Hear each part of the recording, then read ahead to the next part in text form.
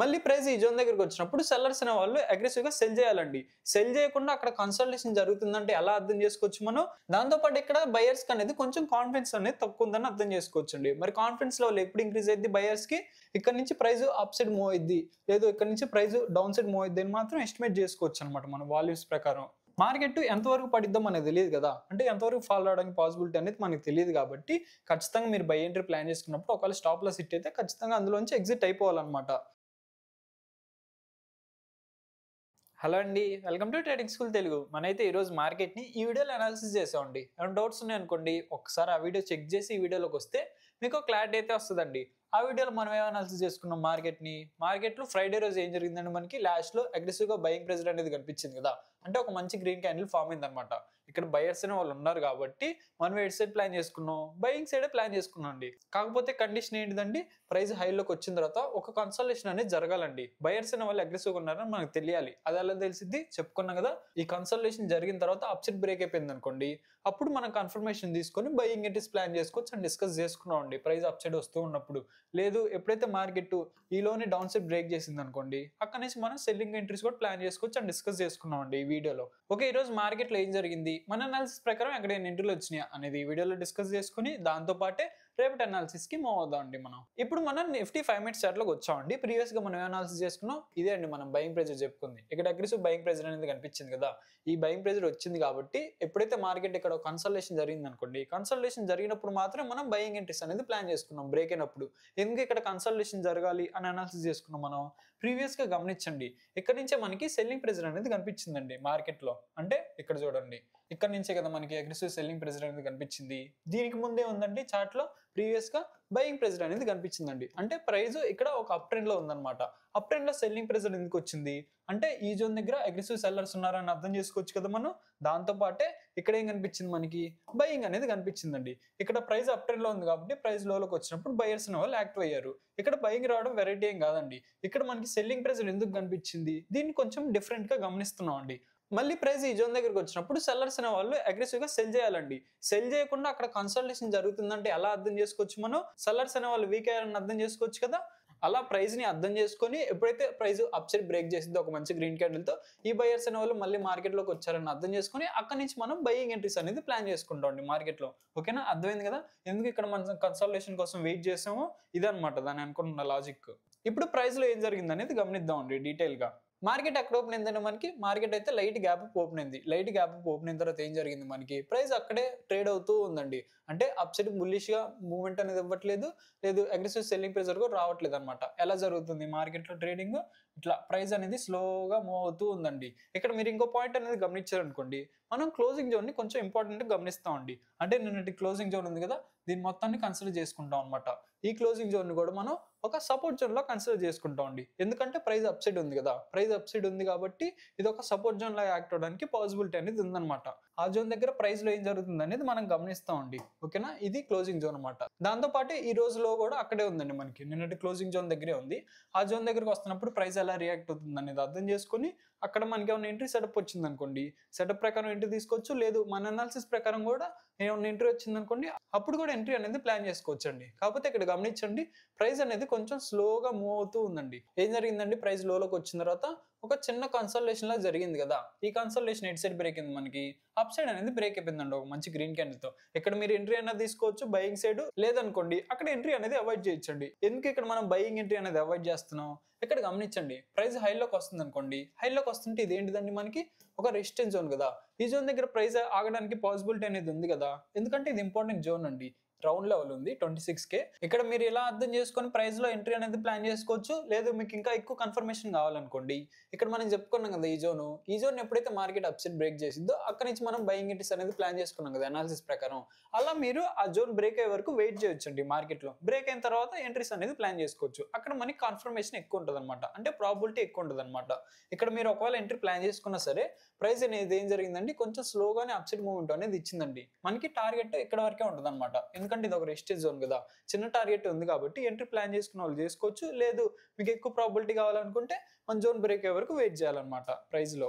Next గమనించాం అనుకోండి, price లో ఏం జరుగుతుందండి, ప్రైస్ అనేది కొంచెం స్లోగా అప్ సైడ్ మూవ్ అవుతుందండి. ఓకేనా, మంచి గ్రీన్ క్యాండిల్స్ అనేవి పడట్లేదు అనమాట. అంటే గ్రీన్ క్యాండిల్స్ వేసుకుంటూ ప్రైస్ అనేది అప్ సైడ్ మూవ్ అవ్వట్లేదు. చిన్న చిన్న క్యాండిల్స్ వేసుకుంటూ ప్రైస్ అనేది మూవ్ అవుతుంది. ఎందుకు ఇలా జరుగుతుంది అనేది అర్థం చేసుకున్నారు అనుకోండి మీరు, ఇక్కడ ఏముందండి మనకి ప్రీవియస్ గా ఒక సెల్లింగ్ ప్రెజర్ అనేది కనిపించింది కదా, అంటే ఇది ఒక సెల్లింగ్ జోన్ అనమాట. ఆ సెల్లింగ్ జోన్ దగ్గర ఉంది కాబట్టి సెల్లర్స్ ఒకవేళ అగ్రెసివ్ గా వస్తారేమో మార్కెట్ లోకి అని చెప్పేసి బయర్స్ అనే వాళ్ళు కొంచెం స్లో అయ్యారండి ఇక్కడ ఈ జోన్ దగ్గర. అలా అర్థం చేసుకోవచ్చు మనం ప్రైస్ ని. దాంతోపాటు ఇక్కడ బయర్స్ కి అనేది కొంచెం కాన్ఫిడెన్స్ అనేది తక్కువ ఉందని అర్థం చేసుకోవచ్చు అండి. మరి కాన్ఫిడెన్స్ లెవెల్ ఎప్పుడు ఇంక్రీజ్ అయింది బయర్స్ కి, ఎప్పుడైతే మార్కెట్ ఈ జోన్ అప్ సైడ్ బ్రేక్ చేసిద్దో, అంటే సెల్లింగ్ జోన్ ని అప్ సైడ్ బ్రేక్ చేసిద్దో మార్కెట్, ఇక్కడ బయర్స్ అనే వాళ్ళు అగ్రెసివ్ అవడానికి పాసిబిలిటీ అనేది ఉందండి. ఎందుకంటే మీరు సెల్లర్స్ మైండ్ సెట్ ని అర్థం చేసుకున్నారు అనుకోండి, సెల్లర్స్ అనే వాళ్ళు ఎక్కడ సేల్ చేస్తారు, జనరల్ గా ప్రైస్ హైలోకి వచ్చిన తర్వాత సెల్ చేస్తారు కదా. ఇదేంటిది మనకి ప్రీవియస్ గా ఒక హై అనమాట, ఇక్కడ సెల్లింగ్ ప్రెజర్ అనేది వచ్చింది.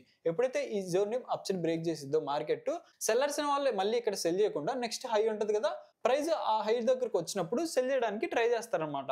అందుకనే ఇక్కడ మనకి బైక్ రావడానికి పాసిబిలిటీ అనేది ఉంటుందండి, ఎప్పుడైతే ప్రైస్ హై లైన్ బ్రేక్ చేస్తూ ఉంటుందో అప్ ట్రెండ్ లో. లాస్ట్ లో గమనించారు అనుకోండి, మనకి ఏముందండి, ఒక చిన్న కన్సల్టేషన్ అనేది జరిగిందండి రేంజ్ దగ్గరకు వచ్చిన తర్వాత. ఈ రోజు ఓవరాల్ గా మీరు ప్రైస్ ని గమనించారు అనుకోండి, అంత అగ్రెసివ్ మూవ్మెంట్ అనేది లేదండి మార్కెట్ లో, స్లోగానే మూవ్ అయింది అనమాట ప్రైస్. ఓకేనా, దీన్ని ఇంకా డీటెయిల్ గా మనం డైలీ చార్ట్ లోకి వెళ్ళి అనాలిసిస్ చేసుకుందాం అండి. ఇప్పుడు మనం నిఫ్టీ డైలీ టైమ్స్ లోకి వచ్చామండి. ఇక్కడ గమనించండి, ఈ రోజు మనకి ఏ క్యాండిల్ ఫామ్ అయిందండి, ఒక మంచి గ్రీన్ క్యాండిల్ ఫామ్ అయిందండి. ఇందులో ఎవరు ఉన్నారని అర్థం చేసుకోవచ్చు మనం, క్యాండిల్ ప్రకారం బయర్స్ ఉన్నారని అర్థం చేసుకోవచ్చు అండి. కాకపోతే దీన్ని కింద టైం ఫ్రేమ్ లోకి వెళ్ళి, అంటే 5 మినిట్స్ చార్ట్ లోకి వెళ్ళి మనం ఇందాక చూసాం కదా చార్ట్, అది ఎలా బిహేవ్ చేసింది, ప్రైస్ అనేది ఒక రేంజ్ లో ఉందండి. ఓకేనా, డైలీ టైం ఫ్రేమ్ లో మనకి మంచి గ్రీన్ క్యాండిల్ కనపడుతుంది. కాకపోతే చిన్న టైం ఫ్రేమ్ లోకి వెళ్ళేసరికి మనకి ప్రైస్ అనేది కొంచెం స్లో ఉందన్నమాట. కాబట్టి ఎప్పుడైతే మార్కెట్ ఈ హైని అప్ సైడ్ బ్రేక్ చేసిద్దో ఒక మంచి గ్రీన్ క్యాండిల్ తో, అప్పుడే మనం మార్కెట్ లో బయర్స్ అనే వాళ్ళు అగ్రెసివ్ ఉన్నారని అర్థం చేసుకుని బయింగ్ ఎంట్రీస్ అనేది ప్లాన్ చేసుకుంటాం అండి. మరి సెల్లింగ్ ఎంట్రీస్ అనేది ఎప్పుడు ప్లాన్ చేసుకుంటాం, మార్కెట్ లో ఈ రోజు లో ఉంది కదా, ఈ రోజు లోని మార్కెట్ ఎప్పుడైతే డౌన్ సైడ్ బ్రేక్ చేసిద్దో అక్కడ నుంచి ఫాల్ కూడా రావడానికి పాసిబిలిటీ అనేది ఉందండి. ఎందుకు, ఇక్కడ గమనించండి, ప్రైస్ అనేది కొంచెం స్లో అయింది కదా, అంటే బయర్స్ అనే వాళ్ళు కొంచెం వీక్ అయ్యారని అర్థం చేసుకోవచ్చు. ప్రైస్ హైలోకి వచ్చిన తర్వాత వీక్ అయ్యారు కాబట్టి డౌన్ సైడ్ బ్రేక్ అయిపోయింది అనుకోండి, మళ్ళీ మార్కెట్ లోకి సెల్లర్స్ అనే వాళ్ళు వస్తారనమాట. అందుకే మనం సెల్లింగ్ ఎంట్రీస్ అనేది ప్లాన్ చేసుకుంటున్నాం లో బ్రేక్ అయ్యేటప్పుడు. ఓకేనా, దీన్ని ఇంకా డీటెయిల్ గా మనం 5 మినిట్స్ చార్ట్ లోకి వెళ్ళి అనాలిసిస్ చేసుకుందాం ఇప్పుడు. ఓకే, ఇప్పుడు మనం నిఫ్టీ 5 మినిట్స్ చార్ట్ లోకి వచ్చామండి. ఫ్రైడే రోజు మనకి ఏం జరిగిందండి, లాస్ట్ లో అగ్రెసివ్ గా బయింగ్ ప్రెజర్ అనేది కనిపించింది కదా, 2 క్యాండిల్స్ లోనే అగ్రెసివ్ బయింగ్ ప్రెజర్ అనేది కనిపించిందండి మనకి. దీన్ని ముందే ప్రెడిక్ట్ చేయొచ్చా అని కొంతమంది అయితే అడుగుతున్నారండి. అలా చేయలేమండి మార్కెట్ లో. ఇలాంటి మూవ్స్ మార్కెట్ లో కొన్నిసార్లే వస్తాయండి, ప్రతిరోజు రావన్నమాట. ఇక్కడ దీన్ని చాలా మంది చాలా రకాలుగా పిలుస్తూ ఉంటారండి. కొంతమంది ఏమంటారు, బిగ్ ప్లేయర్స్ మూవ్ అంటారు, లేదంటే స్టాప్ లాస్ ఎండింగ్ అంటారు, లేదంటే లిక్విడిటీ గ్రాఫ్, ఇలా చాలా నేమ్స్ పెట్టి పిలుస్తూ ఉంటారండి. కాకపోతే ఈ మూవ్ ఎందుకు వచ్చింది అనేది ఎవరు గెస్ చేయలేరండి. మార్కెట్ లో ఇలా అప్పుడప్పుడు మూవ్స్ అనేది వస్తూ ఉంటది అనమాట. దీనికి ముందే మన ఎంట్రీ అనేది ఉందనుకోండి, ఇక్కడ బయింగ్ ఎంట్రీ, అలా అయితే ఓకే అండి. ఈ మూవ్ ఎందుకు వచ్చిందని అనాలిసిస్ చేస్తూ ఉన్నారనుకోండి, దాన్ని పట్టుకోవడం కొంచెం కష్టమైద్దండి. ఈ మూవ్ వచ్చిన తర్వాత ఏం చేయాలి అనేది అనాలిసిస్ చేశారు అనుకోండి, అప్పుడు మన ప్రాబిలిటీ అనేది కొంచెం ఇంక్రీజ్ అయింది అనమాట. ఎలా చేసుకోవచ్చు గమనించండి, ఇక్కడ ఏముంది, మనకి అగ్రెసివ్ బయింగ్ ప్రెజర్ అనేది ఉంది కదా, మనం ఎలా అనాలిసిస్ చేసుకున్నాం, ఇక్కడ ఒక కన్సల్టేషన్ అనేది జరిగి అప్ సైడ్ బ్రేక్ అయినప్పుడే ఇక్కడ బయర్స్ అనే వాళ్ళు అగ్రెసివ్ అయ్యారు, అప్పుడు బయింగ్ ఎంట్రీస్ అనేది ప్లాన్ చేసుకోవచ్చు అని డిస్కస్ చేసుకున్నాం కదా. ఇలా అయినా చేసుకోవచ్చు, లేదు ఇక్కడ అగ్రెసివ్ బయింగ్ ప్రెజర్ ఉంది కదా, మళ్ళీ ప్రైస్ లోకి వస్తుంది అనుకోండి, లోకి వస్తున్నప్పుడు మళ్ళీ ఈ బయర్స్ అనే వాళ్ళు యాక్టివేట్ అవుతారు కాబట్టి మళ్ళీ బయింగ్ ప్రెజర్ అనేది వస్తుంది అనమాట. ఇలా బిహేవ్ చేస్తూ ఉంటుందండి మార్కెట్. కాబట్టి అప్పుడు కూడా ఇక్కడ మనం బయింగ్ ఎంట్రీస్ అనేది ప్లాన్ చేసుకోవచ్చు. ఇలా మూవ్ వచ్చిన తర్వాత ఏం చేయాలి అనేది అనాలిసిస్ చేసుకుంటాం అండి. ఓకేనా, ఈ మూవ్ ని ముందే ప్రెడిక్ట్ చేయాలన్నమాట.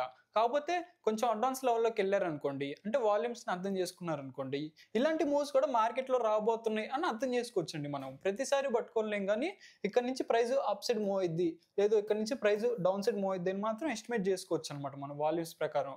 ఇప్పుడు మనం రేవట్ అనాలిసిస్ కి మూవ్ అవుదాం అండి. ఓకే, ఇక్కడ గమనించండి, లాస్ట్ లో మనకి ఏం జరిగిందండి, ఒక చిన్న కన్సల్టేషన్ అనేది జరిగింది కదా మన రేంజ్ దగ్గర. ఎప్పుడైతే మార్కెట్ ఈ రేంజ్ ని అప్ సైడ్ బ్రేక్ చేసిందో ఒక మంచి గ్రీన్ క్యాండిల్ తో, అక్కడ నుంచి మనం బయింగ్ ఎంట్రీస్ అనేది ప్లాన్ చేసుకోవచ్చు అండి. మార్కెట్ అప్ సైడ్ మూవ్మెంట్ ఇవ్వడానికి పాసిబిలిటీ అనేది ఉందన్నమాట. ఇలాగే ఎంట్రీ అనేది ప్లాన్ చేసుకోవచ్చు, లేదు ఈ జోన్ అప్ సైడ్ బ్రేక్ చేసి లోకి వస్తుంది అనుకోండి, లోకి వస్తున్నప్పుడైనా మీరు బయింగ్ ఎంట్రీస్ అనేది ప్లాన్ చేసుకోవచ్చు. లెవెల్ ఎంత ఉంది మనకి ఇక్కడ, 26,020 అనమాట. ఎప్పుడైతే ప్రైస్ హైలోకి వస్తుందో, హైలోకి వస్తుంటే ఇక్కడ ఏముంది గమనించండి, ఒక రెసిస్టెన్స్ జోన్ అనేది ఉంది కదా, ఈ రెసిస్టెన్స్ జోన్ దగ్గర మనం సెల్లింగ్ ఎంట్రీస్ అనేది ప్లాన్ చేసుకోవచ్చు. మన సెటప్ వచ్చినప్పుడు ఎంత ఉంది లెవెల్, అది మనకి 26,180 అనమాట. ఈ లెవెల్ ఎప్పుడైతే మార్కెట్ అప్ సైడ్ బ్రేక్ చేసిందో ఒక మంచి గ్రీన్ క్యాండిల్ తో, అక్కడ నుంచి కూడా మనం బయింగ్ ఎంట్రీస్ అనేది ప్లాన్ చేసుకోవచ్చు అండి మన సెటప్ వచ్చినప్పుడు. లేదు ఎప్పుడైతే మార్కెట్ ఈ రేంజ్ డౌన్ సైడ్ బ్రేక్ చేసింది అనుకోండి, డౌన్ సైడ్ బ్రేక్ చేస్తే ప్రైస్ లోలోకి రానివ్వండి. లోలోకి వస్తున్నప్పుడు ఈ రోజు లో ఉంది కదా, ఈ రోజు లోని మనం ఇంపార్టెంట్ గా డిస్కస్ చేసుకున్నాం కదా ఇందాక డైలీ క్యాండిల్లో, ఈ లోన్ ఎప్పుడైతే మార్కెట్ డౌన్ సైడ్ బ్రేక్ చేసిందో అక్కడ నుంచి ఫాల్ రావడానికి పాసిబిలిటీ అనేది ఉందండి. అక్కడ మనం సెల్లింగ్ ఎంట్రీస్ అనేది ప్లాన్ చేసుకోవచ్చు.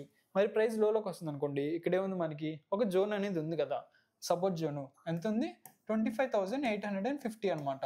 ఈ జోన్ దగ్గర మనం ఎటువంటి బయింగ్ ఎంట్రీస్ అనేది ప్లాన్ చేసుకోవట్లేదండి. ఇక్కడ ఉన్న సిచ్యువేషన్ ప్రకారం మనం అయితే ఈ జోన్ ని అవాయిడ్ చేస్తున్నాం అండి. ఎప్పుడైతే మళ్ళీ ప్రైస్ లోలోకి వస్తుందో, లోలోకి వస్తున్నప్పుడు మొన్నట్లో ఉంది కదా, అంటే ప్రీవియస్గా ఎక్కడి నుంచి అయితే అగ్రెసివ్ బయింగ్ ప్రెజర్ అనేది కనిపించిందో, ప్రైస్ మళ్ళీ ఆ జోన్ దగ్గరకు వస్తున్నప్పుడు అక్కడ మనం బయింగ్ ఎంట్రీస్ అనేది ప్లాన్ చేసుకుంటాం అండి.